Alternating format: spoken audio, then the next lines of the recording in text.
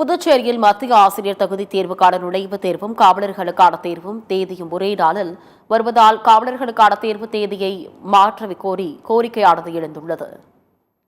புதுச்சேரியில் காவல்துறைக்கு காலியாக உள்ள இடங்களை நிரப்ப காவலர்களுக்கான எழுத்துத் தேர்வு வரும் 8ஆம் தேதி நடைபெறவுள்ளது. அதே நேரத்தில் மத்திய ஆசிரியர் தகுதி தேர்வுக்கான நுழைவுத் தேர்வும் பிப்ரவரி 8ஆம் தேதி நடைபெறும் என்று அறிவிக்கப்பட்டுள்ளது. இதனால் காவலர் மற்றும் மத்திய ஆசிரியர் தகுதி தேர்வு என இரண்டிற்கும் விண்ணப்பம் செய்துள்ளவர்கள் ஏதாவது ஒரு தேர்வை மட்டுமே எழுத முடியும் என்ற நிலை ஏற்பட்டுள்ளது. எனவே காவலர்களுக்கான தேர்வு தேதியை மாற்றி அமைக்க கோரி புதுச்சேரி டிஜிபியிடம் திமுக சார்பில் கடிதம் அளிக்கப்பட்டுள்ளது.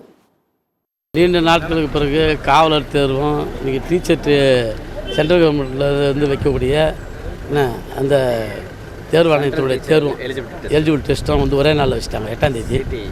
அதனால் 2 பகுதியிலையும் கலந்து கொள்ளக்கூடிய வாய்ப்பு மறுக்கப்படுது. அதனால் சென்ட்ரல் கவர்மெண்ட்டில் வைக்கிறது தள்ளி வைக்க முடியாது. ஸ்டேட் கவர்மெண்ட்டில் இதை முதலமைச்சர்கிட்டையும் சொல்லியிருக்கிறோம், நம்ம டிபெண்டார்னு சொல்லியிருக்கிறோம், இதை ஒரு நாள் தள்ளி வைக்க சொல்லிக்கிறோம்.